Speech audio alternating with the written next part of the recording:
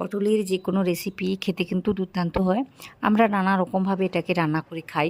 আজকে এমন একটি রেসিপি আপনাদের সাথে শেয়ার করতে চলেছি, যেটা খেতে কিন্তু দুর্দান্ত হবে। এটা দিয়ে কিন্তু এক থালা ভাত নিমেষেই খাওয়া যায়, এতটা সুস্বাদু হয়। একদম অন্যরকম করে দেখিয়েছি, আশা করি আপনাদের ভালো লাগবে। যদি ভালো লাগে তাহলে আমার ভিডিওতে একটা লাইক দেবেন। নতুন কেউ হয়ে থাকলে অবশ্যই আমার চ্যানেলটিকে সাবস্ক্রাইব করে নেবেন। সবার আগে নমস্কার, কেমন আছেন সবাই? আশা করি ভালো আছেন। শুভ শান্তি ব্লগে আপনাদের সবাইকে স্বাগত জানাই, আমি শান্তি। তো এখানে 4টে পটল আমি নিয়েছি। তো পটলগুলোকে ভালোভাবে ধুয়ে নিয়েছি, তারপর খোসাটাকে ছাড়িয়ে নিয়েছি। নেওয়ার পর এইগুলোকে আমি গ্রেট করে নিচ্ছি। একটু অন্যরকমভাবে বানাবো, তাই এইভাবে গ্রেট করে নিচ্ছি। তো এর বীজগুলো কিন্তু ভীষণই নরম রয়েছে, তাই এর বীজগুলোও আমি নিয়ে নেব। যদি শক্ত শক্ত হয়ে থাকে তো এগুলো বাদ দিতেও পারেন। তো এখানে আমি নরম রয়েছে বলে আমি নিয়ে নিচ্ছি। তো এইভাবে মোটামুটি সবকটাই গ্রেড করে নিচ্ছি। গ্রেড করে নেওয়ার পর দেখিয়ে দিচ্ছি কী করতে হবে। ভিডিওটি প্রথম থেকে শেষ পর্যন্ত দেখবেন, আশা করি আপনাদের ভালো লাগবে। একটু অন্যরকম করে দেখিয়েছি, আর এটা খেতে কিন্তু ভীষণই সুস্বাদু হয়। তো আশা করি আপনাদের ভালো লাগবে। ভিডিওটি প্রথম থেকে শেষ পর্যন্তই দেখবেন। পটলগুলোকে গ্রেট করে নেওয়ার পর এখানে আমি মুগ ডালটাকে আগে থেকে ভিজিয়ে রেখেছিলাম। ওই 2-3 ঘন্টা ধরে ভিজিয়ে রাখলেই কিন্তু হয়ে যায়। তো ওই ডালটাকেই নিচ্ছি। দেখতেই পাচ্ছেন অনেকটা নরম হয়ে গিয়েছে আর একটু ফুলে গিয়েছে। তো ওটাই নিচ্ছি, কোনো রকম জল ছাড়াই কিন্তু এটাকে বেটে নিতে হবে। শিলের মধ্যেও কিন্তু এটাকে বাটা যায়। তো এইভাবে মোটামুটি জল ছাড়াই বেটে নিয়েছি। দেখতেই পাচ্ছেন কীভাবে কাজটি হয়েছে। তো আলাদা একটা পাত্রে আমি নিয়ে নিচ্ছি, তারপর দেখিয়ে দিচ্ছি কী করতে হবে। তো এখানে মুগ ডালের বদলে ছোলার ডাল থেকে শুরু করে মসুর ডাল, যে কোনো ডাল কিন্তু নেওয়া যেতেই পারে। তো ডালটাকে নিয়েছি, নেওয়ার পর এখানে আমি ওই যে পটলগুলো ছিল গ্রেট করা, তো ওইগুলো আমি নিচ্ছি। তো নিয়ে কিছু মশলা আমি অ্যাড করব, কিন্তু এখন করছি না, একটু পরেই করব। তার আগে আমি কি করেছি, আলাদা একটা মশলার পেস্ট আমি বানিয়ে নেব, এখনই বানিয়ে নেব। তো ওই গ্রাইন্ডার জারেই আমি কি করেছি, একটা টমেটো কুচি আর ওই পেঁয়াজ কুচি আর রসুন আর কি বলবো, ওই যে আদাটাকেই নিয়েছি। নিয়ে সুন্দর করে একটা পেস্ট বানিয়ে নিচ্ছি।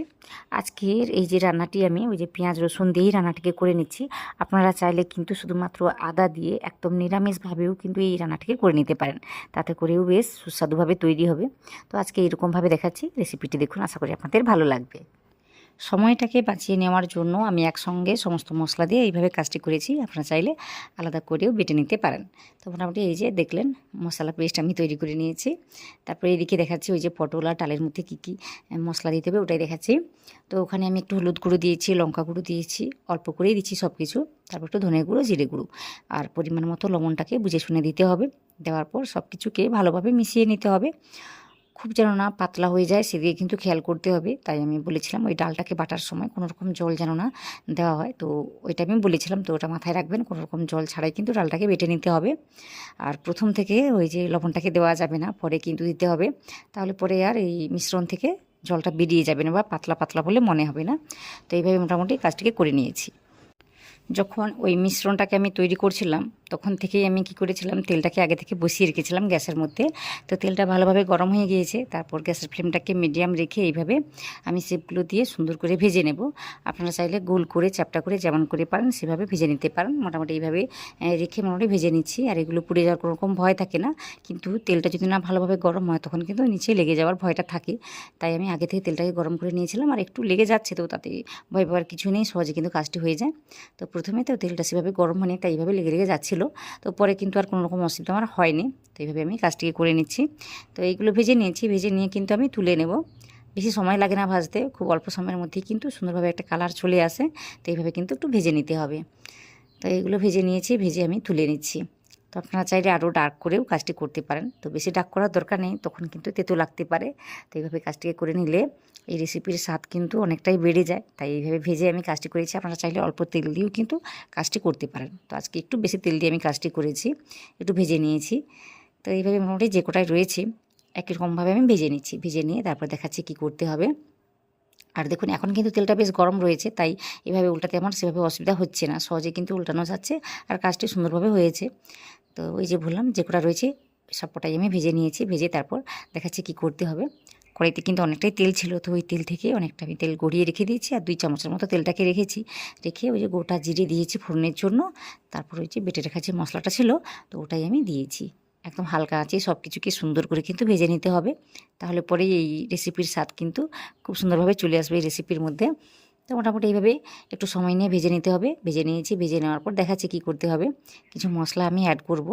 তো এই মশলাটা যেন সুন্দর করে ভাজা হয় সেদিকে খেয়াল করতে হবে, কারণ টমেটোটা রয়েছে ওর স্বাদ কিন্তু কী বলবো খুব ভালোভাবে না ভাজা হলে স্বাদটা সেভাবে আসে না, তাই খুব সুন্দর করে কিন্তু ভেজে নিতে হবে।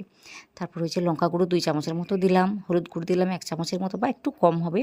তারপর ধনে গুঁড়ো, জিরে গুঁড়ো এগুলো আমি দিয়েছি, আর একটু গরম মশলার গুঁড়োটাকে দিয়েছি। তো সব কিছুকে দিয়ে সুন্দর করে মিশিয়ে নিয়েছি, আর একটু সময় নিয়ে ভেজে নিয়েছি। ভেজে নেওয়ার পর তারপর আমি ওই 2 চামচের মতো জলটাকে দেবো সুন্দর করে ভেজে নেওয়ার জন্য। জলটাকে দিলে কিন্তু মশলাটা সুন্দর করে কষানো হয়। গ্যাসের ফ্লেমটাকে আমি লো মিডিয়ামে রেখেই এই মশলাগুলোকে কষিয়ে নিচ্ছি, এতে করে আর মশলাগুলো নিচে লেগে যাচ্ছে না। তো এইভাবে কিন্তু কাজটিকে করতে হবে, না হলে পরে মশলাগুলো পুড়ে যেতে পারে, তখন কিন্তু খেতে ভালো লাগবে না। তো এইভাবে মোটামুটি হালকা আঁচে রেখে সুন্দর করে কষিয়ে নিতে হবে যতক্ষণ না মশলা থেকে তেলটা আলাদা হচ্ছে। তো এইভাবে মোটামুটি একটু সময় নিয়ে ভেজে নিতে হবে। আর দেখতেই পাচ্ছেন এখানে কিন্তু পুরো তেলটা কিন্তু ছেড়ে দিয়েছে, মশলা থেকে ছেড়ে গিয়েছে। তো এখনই আমি কী করেছি, গ্রেভিটা কতটা রাখবো সেটাই বুঝে শুনে কিন্তু আমি জলটাকে দিয়ে দিচ্ছি। তো এইভাবে জলটাকে দিয়ে একটু সময় ধরে ফুটিয়ে নেব। এর মধ্যে কিন্তু আমি এখনও পর্যন্ত লবণ দিইনি, সেটা বুঝে শুনেই আমি লবণটাকে দিয়ে দিচ্ছি। আর এখানে দেখতেই পাচ্ছেন গ্রেভিটা ফুটতে শুরু করেছে, তাই আগে থেকে ওই যে ভেজে রাখা পকোড়াগুলো রয়েছে, আমি পকোড়াগুলো বলছি, তো এইগুলো আমি দিয়ে দেবো। এখন ওটাকে দিয়ে আমি সেদ্ধ করে নেব এই 5 মিনিটের জন্য। বেশি সময় ধরে এই রান্নাটাকে করতে হয় না, খুবই অল্প সময়ের মধ্যেই কিন্তু এই রেসিপিটা তৈরি হয়ে যায়। তো এইগুলোকে দিয়ে মোটামুটি মিডিয়াম আঁচে আমি 5 মিনিটের জন্য রান্নাটিকে করে নেব। তারপর দেখাচ্ছি কি করতে হবে। তো এইগুলো রান্না করতে কিন্তু বেশি একটা সময় লাগে না, আপনারা চাইলে ঢাকা দিয়েও রান্নাটিকে করে নিতে পারেন। তো এইভাবে আমি খোলা রেখে রান্নাটিকে করেছি ওই 5 মিনিটের জন্য। তারপর দেখাচ্ছি কি করতে হবে। তো একটু আমি কি করেছি, চিনি দিয়েছি এখানে ওই ছোটো চামচেরই মাপ করে 1 চামচই দিয়েছি। এটা দিলে তরকারিটা মিষ্টি মিষ্টি লাগবে না, অথচ সমস্ত রকম স্বাদকে ব্যালেন্স করবে, তাই আমি দিয়েছি। আপনারা চাইলে দেবেন, না চাইলে না দেবেন, আমি একটু দিয়েছি। তারপর এখানে ওই যে কুচিয়ে রাখা কি বলবো ধনেপাতা কুচি দিয়েছি। তো এগুলো দিয়ে সুন্দর করে আরও 1 মিনিটের জন্য রান্নাটাকে করে নিচ্ছি। এই রেসিপিতে গ্রেভির পরিমাণটা একটু বেশি করে রাখতে হয়, পরে ঠান্ডা হয়ে যাওয়ার পর কিন্তু আরও শুকিয়ে যায় বা কি বলবো কমে যায় গ্রেভিটা, তাই একটু বেশি করে গ্রেভিটাকে রেখে কাজটিকে করতে হবে। তো এখন মোটামুটি তরকারিটা রান্না করে নেওয়ার পর 10 মিনিট পরেই আপনাদের দেখাচ্ছি, দেখুন কতটা গ্রেভি টেনে নিয়েছে। এইভাবে কিন্তু শুকিয়ে যায়, তো এইভাবে মোটামুটি কাজটিকে করে নিতে হয়। তো দেখুন কতটা লোভনীয়ভাবে এটা তৈরি হয়েছে, একদম কি বলবো সুস্বাদু একটি রেসিপি। এটা দিয়ে কিন্তু 1 থালা ভাত নিমেষেই খাওয়া যায়। তো আশা করি আপনাদের ভালো লেগেছে রেসিপিটি। যদি ভালো লেগে থাকে তাহলে আমার ভিডিওতে একটা লাইক দেবেন, নতুন কেউ হয়ে থাকলে অবশ্যই আমার চ্যানেলটিকে সাবস্ক্রাইব করে নেবেন। পাশে থাকা যে বেল আইকনটা থাকবে ওটাতে প্রেস করতে ভুলবেন না। তো এইভাবে আমাকে সাপোর্ট করবেন, আর কোনো রকম রেসিপি দেখতে চাইলে সেটা কিন্তু কমেন্ট করে জানাবেন, তাহলে আমার ভীষণই ভালো লাগবে। তাছাড়া আজকের রেসিপিটি কেমন লাগলো সেটাও কিন্তু কমেন্ট করে জানাবেন। আশা করি আজকের এই ভিডিওটি আপনারা সম্পূর্ণ দেখেছেন, ওই প্রথম থেকে শেষ পর্যন্ত। আপনারা যারা দেখেছেন আপনাদের সবাইকে অনেক অনেক অনেক ধন্যবাদ জানাই।